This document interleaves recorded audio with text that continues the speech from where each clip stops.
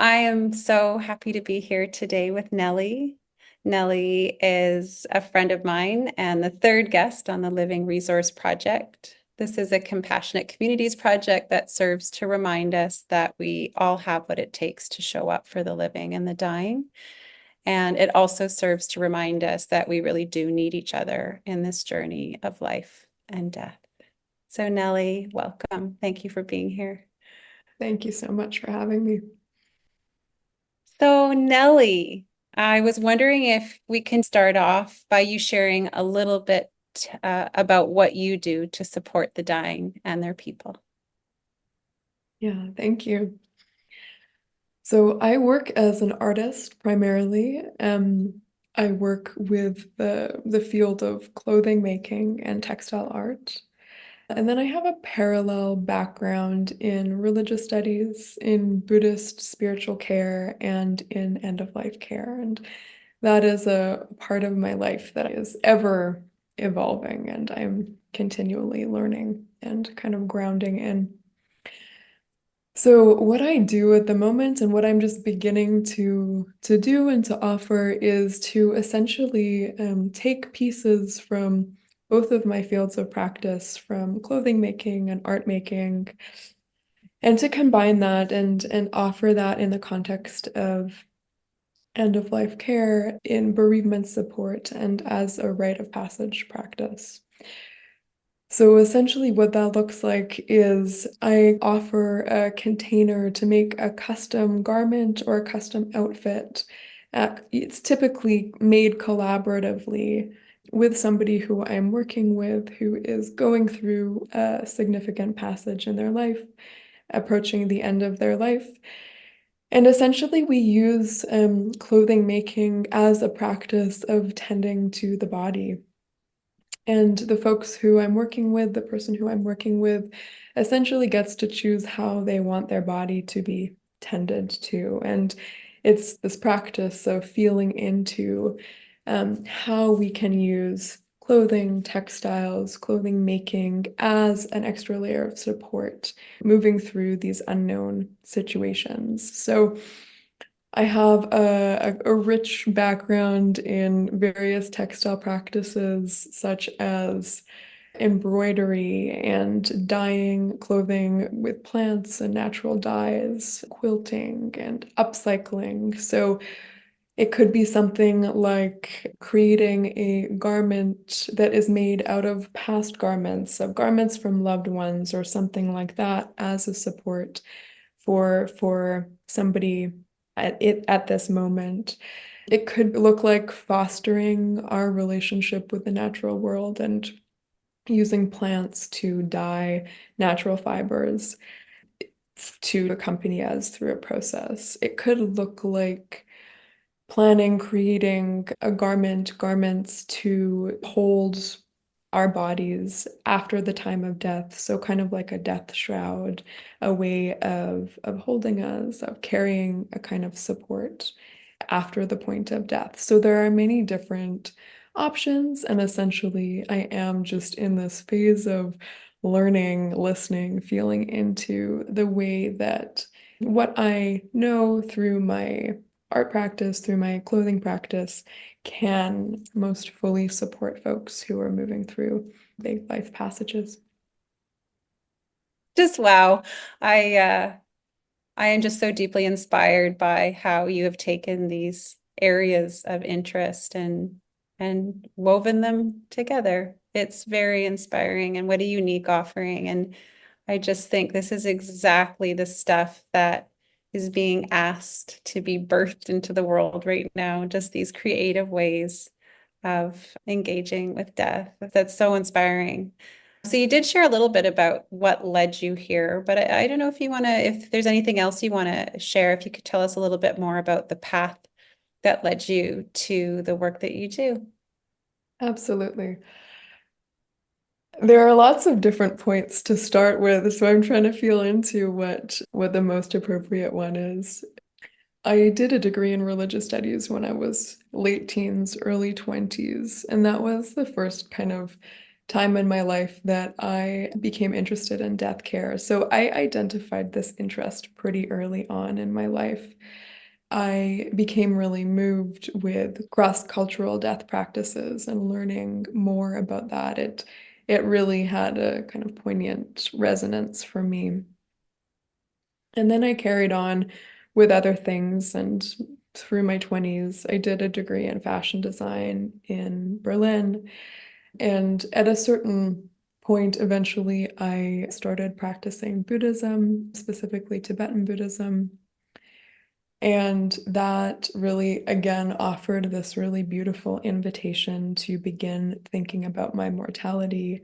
Buddhist practice offers such a robust kind of structure for thinking about impermanence, thinking about change, moving gracefully through change, and offering skills for navigating those parts of life. So that was really kind of a foundational opening that continues to kind of be the basis of my personal practice.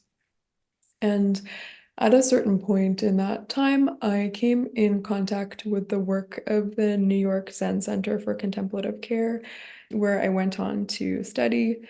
And what those folks are doing is very much bringing Buddhist practice and Buddhist spiritual care together with death care and understanding how the ways that Buddhist practice particularly lends itself to supporting folks at the end of life, and again, how serving and care at the end of life works back to support Buddhist practice. So there is this kind of intermingling of these two worlds.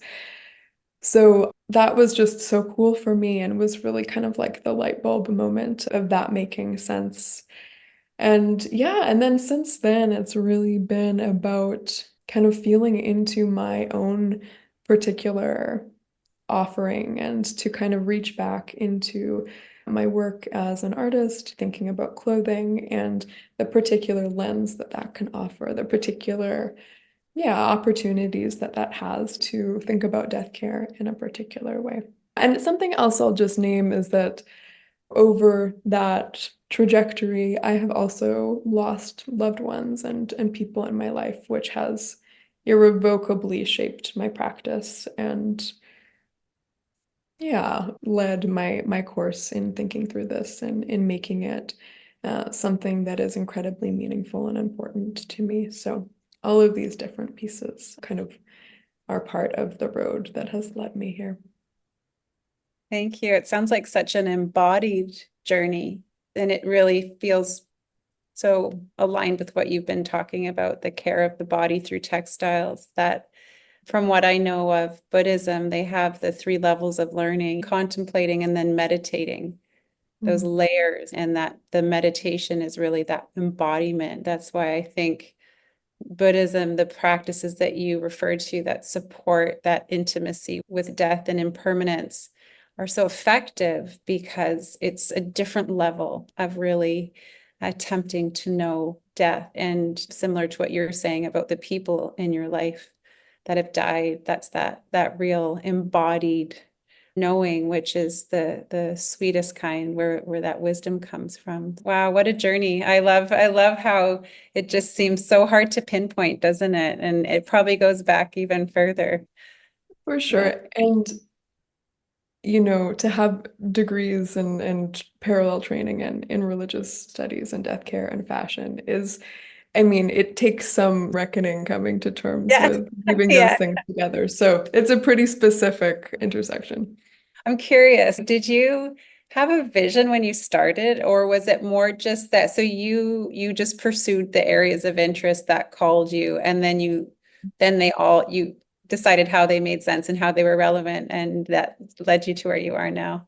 Yeah. Absolutely. And I mean, art making and spiritual practice are these two central balance points in my life. So I was always called to those two areas, and that's taken many forms and led me to where whatever this tender moment is here. Yeah. Here we are in this tender moment. Mm-hmm. Mm-hmm. Thank you so much. Can you share a story about the work that you do, Nellie? Maybe a story about a client or a friend or a situation where you were using textiles in death care that maybe surprised you or deepened your understanding about the end of life journey. Yeah, absolutely. So just because I am at in the early phases of my practice, I am working with my first clients right now. I don't quite yet feel ready to speak on their behalf. So I'm going to share about my own process of making garments for my own time of death and kind of what that looked like for me. After I did this training with the New York Zen Center for Contemplative Care, I was really lucky to have a textile art residency in Iceland. And it gave me this really beautiful time and space to really kind of ground into what I had learned, to really reflect on where I was at, how this landed for me. And I decided that I was going to make a garment, begin to combine my fields of practice to make something to kind of culminate or to bring together my learning to support my own reckoning, my own coming to terms with my mortality, my death. So I really felt into what this could look like for me, what felt like the most supportive avenue for that. And I decided to make myself a pair of silk pajamas. And just because I was in this very beautiful place close to nature, I am not Icelandic, and this is not my land that I am in regular relationship with. But just kind of embracing the time and place. I chose to work with the plants that were there. I was there in June, and Alaskan lupin flowers are abundantly in bloom, just all over the place, kind of turning the whole landscape purple. Lupin plants have really vibrant textile dyeing properties. So they offer this range of bright green to turquoise, and the leaves offer a bright yellow color. So I laid out a pattern for how I wanted how I want to feel in the garments that I'm wearing, how I want my body to be supported in that way, how I want to feel now in the making, and how I want to hold the reality of my own death now. And so I prepared all of the pieces. I dyed a whole bunch of batches. The beautiful thing with this kind of textile practice is that it's really long and slow. It's really slow. It takes a great deal of attention. It takes a lot of fiddling with temperature and pH and the right measurements and all of these different elements. It's this really this process that requires a lot of slow caretaking, which is a really beautiful container to kind of dedicate that to this thinking and feeling and co contemplation, kind of like a devotional practice in a way to kind of put my own process in that space. So I did this long process. I constructed a pair of silk pajamas that were pieced together with a range of blues and greens and yellows. And I then used silk paint to paint the letters of my initials on different parts of the garment just to make it extra mine for me. For me, in that moment, it was really about being in relationship with plants, of choosing to kind of facilitate or to really move deeper into that relationship that I would like to be held by plants, by the earth. I would like that to be something that I am in relationship with as I die. So that was kind of the channel that I took. And then when that time was over, I came back to Vancouver and did like a little personal ritual in my own garden with those garments.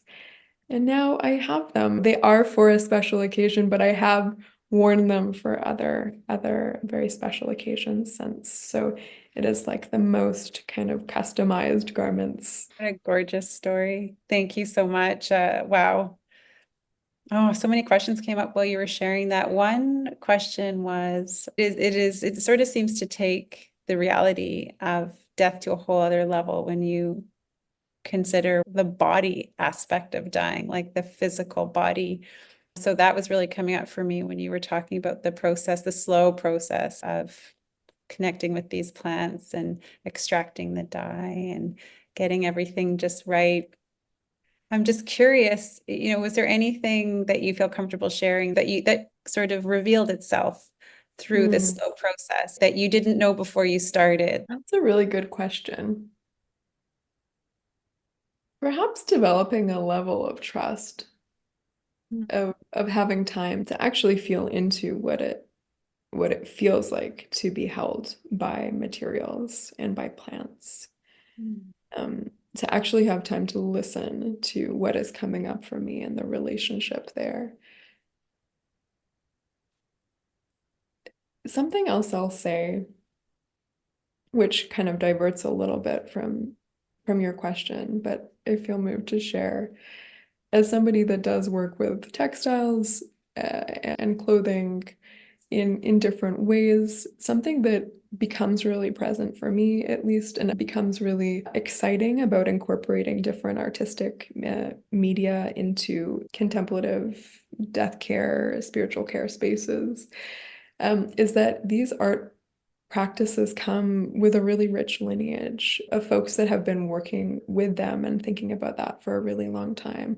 With clothing making in particular, we are able to draw on this really rich and long lineage of primarily femme and female folks for tens of thousands of years to kind of settle into these physical actions, this handwork that people have been doing for such a long time, this active caretaking that people have been doing as an offering, as a community offering, as a way of taking care of each other. So I think the more I do this work, and I have continued to really lean into my own healing and my own attention through clothing making to really feel into what is there. And the more that I do that, the more I feel like what I do now or what is possible now in this moment can also be held by this long lineage. And that's something that I'm kind of forever curious about is how we can be held by the wisdom and the knowing and the kind of loving labor of people who have been engaging with textiles and clothing making for forever. Thank you. That's just gorgeous. Okay. If there was one thing that you would like the dying and their people to know, what would it be? This is such a question. This is, Such a question. Hmm. I've been feeling into this one, and I think the thing that feels so present and so simple is that I want people to know that they are loved and they are supported and that support is available. And when I feel into this, it's very much about how can we allow folks not just to be loved, but to feel it and to really know it in their bodies, in their bones, to have it reflected back to them through the world that they are loved and supported. So I think that is the primary kind of core of what I feel to that question right now. Yeah. Love, it always seems to come back to love in the end. Thank you. So, thinking about what's on the horizon, dreaming into what's ahead in the future as far as your role in death care, and just in general, really, what do you dream about? What do you think is needed? And how do you see us meeting death with more acceptance and grace? I think at this point, what comes up for me is just more access, more availability, as you've kind of touched on, or I've spoken with you about more diversity of practice of what is available. to make low barrier offerings, low cost, low barrier offerings to folks at different times in their lives, tailored to folks moving through specific transitions. I think that is what is so deeply needed. And in terms of dreaming into everything, I I feel into grief work as a portal very much these days. I'm really curious. I'm in Berlin this summer, and it's been really beautiful to see. There is this kind of momentum, or I see a lot of folks offering grief ceremonies and grief rituals and grief work in kind of art and culture spaces, which is the first time I've noticed that. It's the first moment I've noticed that happening, um, which is really, really profound. I see slowly, slowly, slowly, this kind of grief literacy or different kinds of resources emerging. And I think all of these invitations kind of facilitated with care offer us more space to move gracefully through what is hard, through the unknown, to be present in these moments. So yeah, that is something that really resonates for me at the moment. Thank you so much, Nellie. Thank you so much for the depth of this conversation. I appreciate you and your creative ways so much. And I really appreciate you taking the time to have this conversation today. Thank you so much, Tracy. It is an honor, a pleasure to speak with you about this. Thanks, Nellie. So we're going to do a little gratitude card pull. This is the gratitude card deck from the School of Life.com. When we talk about death and grief, it can be a nice balance to lean into the power of gratitude and be stretched by those two opposing forces. I'm just going to pull a card here. They're really cute. They're these little cards with these beautiful images on the back. Or maybe I'll pull that one. It's on top. Mm. Good one for late summer. It's someone just diving into the water. Beautiful. And the invitation to consider for gratitude is most of the 78 organs in our bodies have performed pretty reliably since the day we were born. Thank you. Thank Yeah, you. that's something that I will sit with this evening. Yeah. Okay, well, thanks again. It's been such a treat. And until we meet again, Thank you so much, Tracy. thank you, Take care. Nellie.